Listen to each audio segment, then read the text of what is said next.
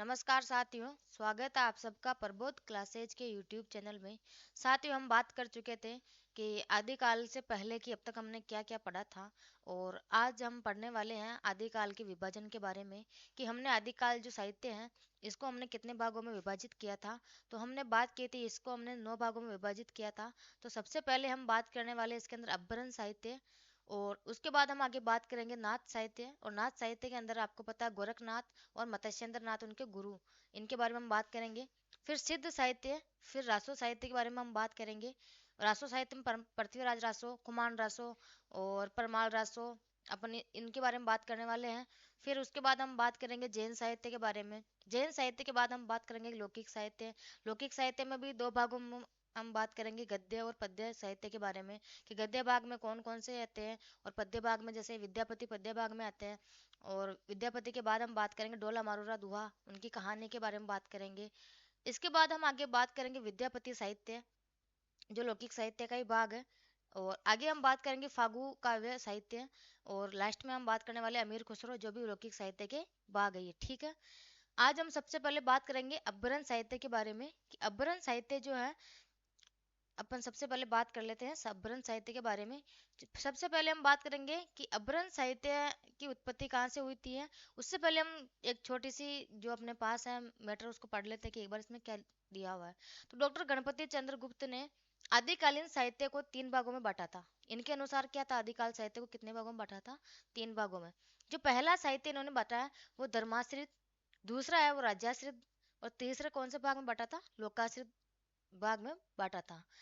सबसे पहले हम बात करते हैं कि धर्माश्रित जो इन्होंने बांटा था साहित्य में, उसमें कौन कौन से जो साहित्य वो आते हैं। तो सिद्ध साहित्य, नाथ साहित्य और जैन साहित्य किसमें आते हैं? धर्माश्रित में। आगे हम बात करते हैं राज्याश्रित में, तो रासो साहित्य राज्याश्रित में आते हैं। और लोकाश्रित के अंदर हम लोक मनोरंजन की रचनाएं और अमीर खुसरो की पहेलियां किसके अंदर आती हैं? लोकाश्रित के अंदर आती है, ठीक है। और ये किसके साथ किसके अनुसार था? तो डॉक्टर गणपति चंद्र गुप्त के अनुसार था। अब हम बात करेंगे सबसे पहले अपभ्रंश साहित्य के बारे में, कि अपभ्रंश साहित्य की उत्पत्ति कहाँ से हुई थी, और इसकी उत्पत्ति और इसका अर्थ वगैरह के बारे में हम बात करते हैं कि ये पूरा अपभ्रंश साहित्य है। सबसे पहले हम, क्योंकि आज दिन तक यहाँ से कोई प्रश्न वैसे आया नहीं है कि इसकी उत्पत्ति कहाँ से हुई थी और इसकी परिभाषा क्या है, लेकिन अपने को एक थोड़ा ध्यान में रहना चाहिए कि हाँ, अपभ्रंश साहित्य की उत्पत्ति कहाँ से हुई थी, ठीक है। तो आधुनिक भाषाओं के उदय से पहले उत्तर भारत में बोलचाल और साहित्य रचना की सबसे जीवंत और प्रमुख भाषा कौन सी थी? अपभ्रंश भाषा थी, ठीक है। सबसे पहले अपभ्रंश भाषा की उत्पत्ति कहाँ से हुई थी? तो सबसे पहले अपने वैदिक संस्कृत, वैदिक भाषा, फिर संस्कृत, फिर पाली, फिर प्राकृत, और फिर बाद में अपभ्रंश भाषा की उत्पत्ति हुई थी, ठीक है। भाषा वैज्ञानिक दृष्टि से अपभ्रंश भारतीय आर्य भाषा के मध्यकाल की अंतिम अवस्था है, जो प्राकृत और आधुनिक भाषाओं के बीच की स्थिति है। और अपभ्रंश भाषा का जो समय है लगभग 6ठी शताब्दी से माना जाता है, और 6ठी से 12वीं शताब्दी तक इसका समय माना जाता है। अपभ्रंश भाषा की उत्पत्ति के बारे में हम बात करते हैं, तो पतंजलि और आदि विद्वानों के अनुसार इसकी उत्पत्ति प्राकृत और अपभ्रंश नामों का प्रयोग समान अर्थ में किया गया है, परंतु भरत मुनि नाट्य शास्त्र प्रथम ऐसी रचना है जिसमें अपभ्रंश का वास्तविक संदर्भ मिलता है। कौन सी?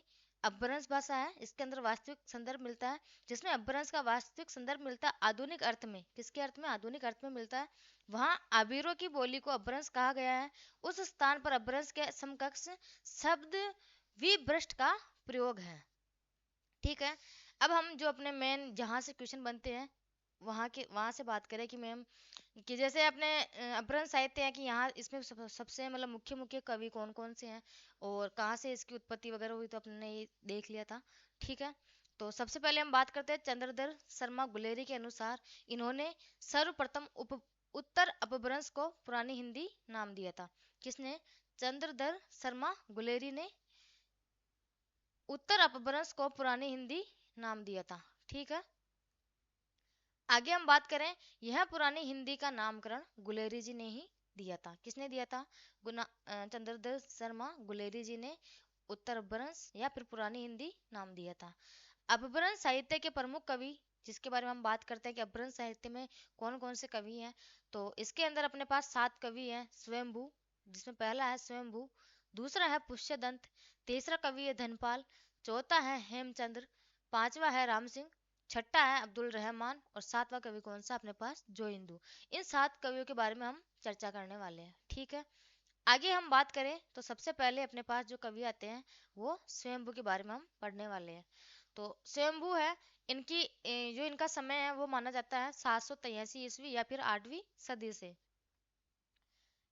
स्वयंभू को अपभ्रंश के वाल्मीकि भी कहते हैं। जो जैन साहित्य में जो अपभ्रंश के वाल्मीकि है स्वयंभू है, इसके अंदर जैन साहित्य में राम कथा भी लिखी गई थी। और स्वयंभू क्या कहा जाता है, अपभ्रंश के वाल्मीकि भी इनको कहा जाता है।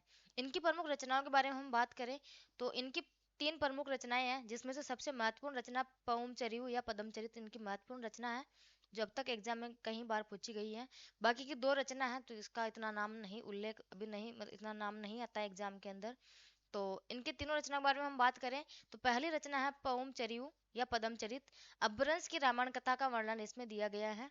दूसरी रचना है ऋट नेमिचरिऊ, 8वीं सदी कृष्ण कथा कथा और मतलब कृष्ण कथा का वर्णन इसमें दिया गया है। कौन सी में, अपभ्रंश की रामायण कथा का वर्णन पौमचरिऊ में या फिर पद्मचरित में है, और ऋट नेमिचरिऊ में कृष्ण कथा का वर्णन दिया गया है। और तीसरी रचना है इनकी स्वयंभू छंद। कौन कौन सी है, स्वयंभू छंद, ऋट नेमिचरिऊ, पौमचरिऊ या फिर पद्म चरित, ठीक है। अब हम थोड़ा सा जो इनकी रचना है पद्म चरित वाली, इस रचना की विशेषता के बारे में हम बात कर ले कि इसमें थोड़ा सा विशेषता क्या दी हुई है, तो उस विशेषता के बारे में हम बात करते हैं। तो पद्म चरित जो रचना है इनकी, ये अपभ्रंश की रामायण कथा इसमें लिखी गई थी। इसके अंदर 5 कांड दिए गए थे। पद्म चरित जो रचना है इसमें 5 कांड दिए गए थे, जिसमें पहला कांड है विद्याधर कांड, दूसरा कांड है अयोध्या कांड, तीसरा कांड है इनका सुंदर कांड, चौथा कांड है उत्तरकांड, और 5वां कांड कौन सा है, बुद्ध कांड। तो वैसे यहाँ से कोई महत्वपूर्ण इतना क्वेश्चन पूछा नहीं जाता है कि पद्मचरित रचना में कौन कौन से कांड है, लेकिन आपको ये ध्यान रखना है कि इसमें कौन कितने कांड है, तो 5 कांड है इसके अंदर। कितने कांड है, 5 कांड है, और ये बहुत महत्वपूर्ण रचना है पद्मचरित या परमचरित। ये मिलान, जैसे अपन को क्वेश्चन आता है ना कि निम्न में से संगत या असंगत या फिर मिलान वाले में, तब ये क्वेश्चन पूछे जाते हैं वहाँ पे। आगे हम बात करें, राम कथा में 1200 श्लोक और 90 संधियां हैं। यह एक अधूरा ग्रंथ है जिसे इनके पुत्र त्रिभुवन ने पूरा किया था। इनके पुत्र का नाम क्या था, त्रिभुवन ने पूरा किया था। कौन सा अधूरा ग्रंथ है, ये पद्मचरित है, यह एक अधूरा ग्रंथ है। आगे हम बात करें, डॉक्टर राम कुमार वर्मा ने स्वयंभू को अपभ्रंश भाषा के प्रथम कवि और हिंदी का प्रथम कवि माना है। किसने, डॉक्टर राम कुमार वर्मा है, इन्होंने स्वयंभू को अपभ्रंश के अपभ्रंश भाषा के प्रथम कवि और हिंदी का प्रथम कवि माना है। किसको, स्वयंभू को माना है, और किसने माना, डॉक्टर राम कुमार वर्मा ने, ठीक है। बहुत महत्वपूर्ण लाइन है ये, काफी बार एग्जाम में पूछी गई है, तो आपको याद रखना है। आगे हम बात करते हैं, स्वयंभू जैन परंपरा के प्रथम कवि के रूप में जाने जाते हैं। किसके रूप में, जैन परंपरा के प्रथम कवि के रूप में जाने जाते हैं। स्वयंभू को अपभ्रंश भाषा के वाल्मीकि कहे जाते हैं, और ये किसने कहा था अपभ्रंश भाषा के वाल्मीकि, बयानी या बयानी ने। ये भी एक बार एग्जाम में पूछा गया है, तो आपको याद रखना है, काफी महत्वपूर्ण है। तो स्वयंभू को अपभ्रंश भाषा के वाल्मीकि भी कहे जाते हैं, और ये कहने वाले कौन है, बयानी या बयानी, ठीक है। आगे हम बात करते हैं पुष्यदंत, दूसरे कवि कौन है, पुष्यदंत। पहले कौन थे, स्वयंभू, ठीक है। पुष्यदंत के हम समय के बारे में बात करें तो 10वीं सदी, और इन्होंने अपभ्रंश भाषा में कृष्ण काव्य लिखा था।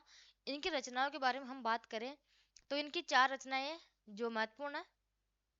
सबसे पहली रचना है महापुराण, दूसरी रचना है हृणय कुमार चरिऊ, तीसरी रचना है जसर चरिऊ, और चौथी रचना कौन सी है, स्वयंभू छंद। जो महापुराण रचना है, इसके अंदर 63 जैन महापुरुषों का वर्णन किया गया है। दूसरी रचना हृणय कुमार चरिऊ और तीसरी जसर चरिऊ, ये दोनों भी बहुत महत्वपूर्ण है, और चौथी रचना है वो स्वयंभू छंद, ठीक है। तो अब तक एग्जाम में पूछी गई हृणय कुमार चरिऊ और जसर चरिऊ, ये 2 एग्जाम में काफी बार पूछी गई है, जो मिलान के अंदर पूछी जाती है।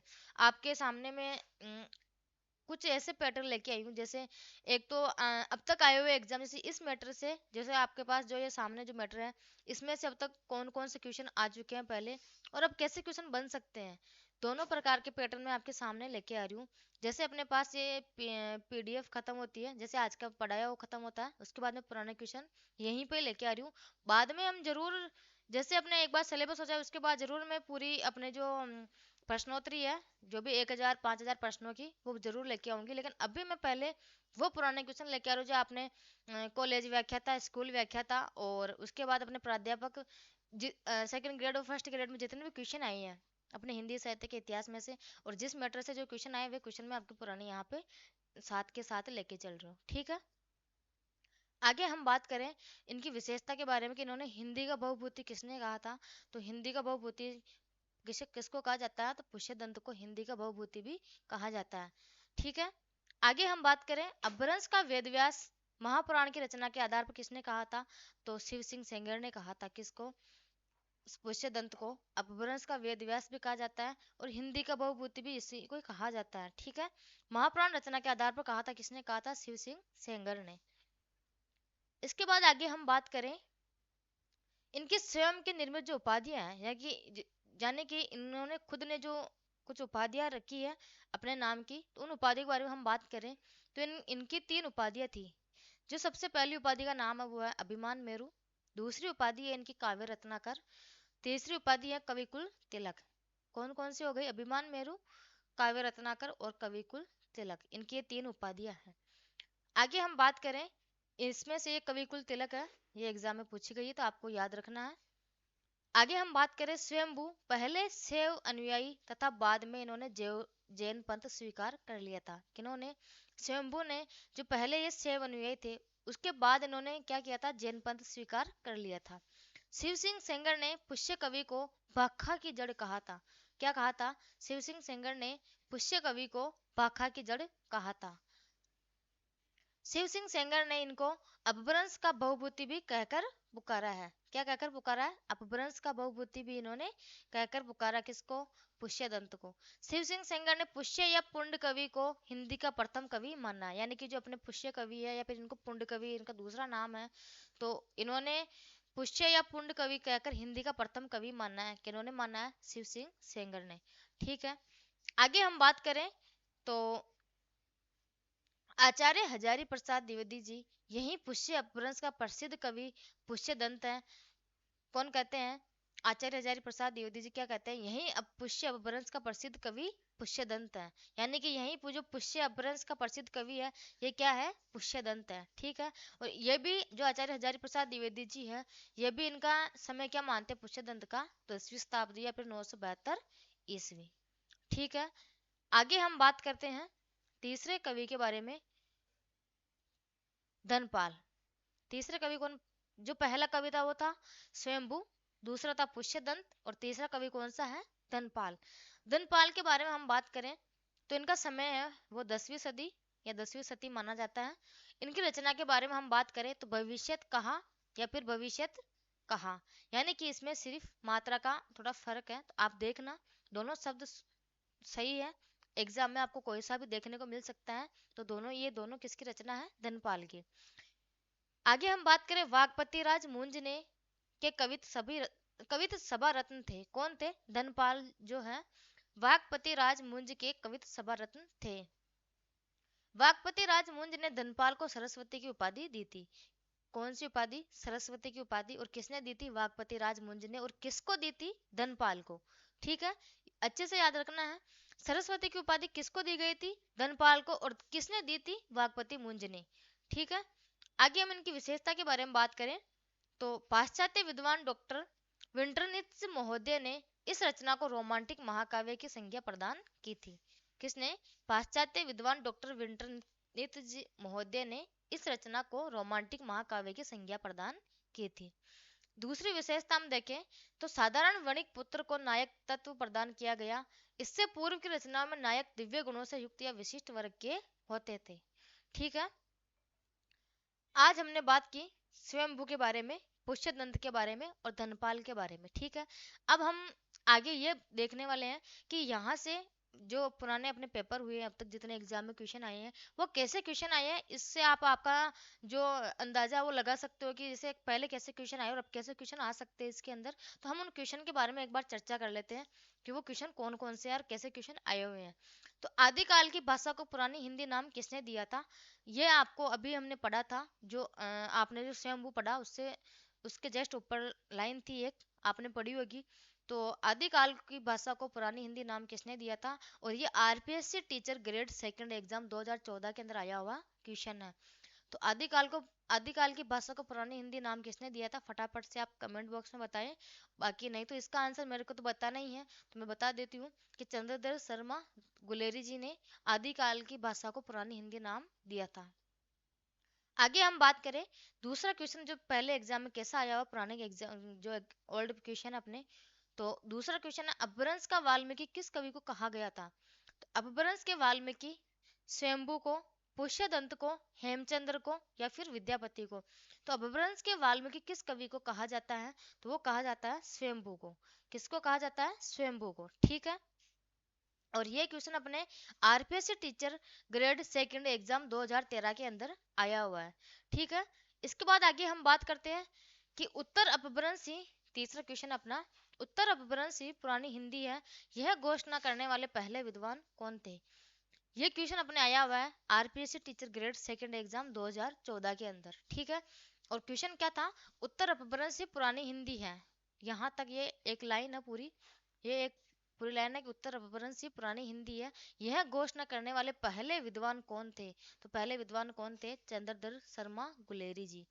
ठीक है, और आज का अपना जो अब कैसे क्वेश्चन एग्जाम में आ सकते हैं वो क्वेश्चन अपनी तरफ से मैंने खुद ने कि ना, जब पेपर देखा मैंने अभी, आपने हाल ही में देखा था नेट का पेपर देखा होगा आपने, नेट अभी दिसंबर में जो पेपर हुआ था अपना। ठीक है, वो पेपर ऐसा पेपर आया कि उसके अंदर आपने देखा होगा कि जैसे हर चीज में अपने को जैसे फैक्ट दिए, या तो फिर पहले रचना से, जैसे आपने जो आधुनिक काल है, आधुनिक काल में से जैसे अपने पास जो भी कवि थे तो उनकी रचनाओं के ऐसे मिलान क्वेश्चन पूछे गए थे, या फिर अपने को पंक्तियां दी गई थी कि जैसे ये पंक्ति किसकी है, ये पंक्ति किसके, ये किसके बारे में कहा गया था, मतलब कथानक या फिर वो कथन ही कथन दिए गए थे। ठीक है, तो बच्चों को सबको यही लगा कि मैम बहुत टफ पेपर आया था, कथन ही कथन पूछे गए थे, या फिर मिलान वाले क्वेश्चन पूछे गए, नॉर्मल क्वेश्चन तो कोई पूछा नहीं, सरल क्वेश्चन पूछा नहीं। तो आजकल वो वाला नहीं रहा पेपर जो पहले आते थे। आजकल हर चीज में आपको पता आरपीएससी बहुत डीपली पढ़ा जाने लग गई। अभी सेकंड ग्रेड के पेपर में सबकी हवा लगी कि हवा नहीं लगी ना। तो ऐसे ही ग्रेड फर्स्ट का माना कि बहुत सरल पेपर था, ये मैंने भी देखा कि ग्रेड फर्स्ट का पेपर काफी सरल था, लेकिन सेकंड ग्रेड का पेपर बहुत टफ था। तो आगे भी आने वाले आपको ऐसे ध्यान रखना, क्वेश्चन को हमेशा डीपली लेके ही चलना है। ठीक है, तो इस क्वेश्चन को देखो तो आप निम्न में से स्वयंभू की रचना नहीं है, तो स्वयंभू की रचना कौन कौन सी है ये आपको याद रखनी है, अरे कौन सी नहीं है वो आपको ऑटोमेटिक पता लग जाएगी कौन सी नहीं है। तो पहला ऑप्शन देखते हैं हम, पौम या पदमचरित क्या स्वयंभू की रचना थी? दूसरी रिट नेमिचर्यु स्वयंभू की रचना थी क्या? और तीसरी स्वयंभू छंद, और चौथी श्रावकाचार। यानी कि पदमचरित या फिर पवनचर्यु ये रचना अपने देखी थी स्वयंभू की है, रिट नेमिचर्यु है, स्वयंभू छंद है, और श्रावकाचार ये स्वयंभू की नहीं है, ये किसकी है? देवसेन की है, आचार्य देवसेन है, उनकी रचना है श्रावकाचार। ठीक है, ऐसे ही मैं आपके लिए आगे क्वेश्चन, जैसे हम हर मैटर पढ़ने के बाद आपके साथ ऐसे ही क्वेश्चन आते रहेंगे, क्योंकि पुराने क्वेश्चन देखने के बाद आपको ऐसा लगेगा कि हाँ मैं जितना पढ़ रहा हूँ उतना थोड़ा काफ़ी है, और थोड़ा मुझे कुछ एक्स्ट्रा पढ़ना चाहिए, तो मुझे उससे किसी गाइड का या फिर किताब का सहारा लेना चाहिए, जैसे कोई ऑथेंटिक बुक हो उसका सहारा लो। बाकी आपको ये मैटर दिया हुआ है, आप इसको अच्छे से रट्टा मारो, और कोई तकलीफ वाली बात नहीं है। ठीक है, धन्यवाद।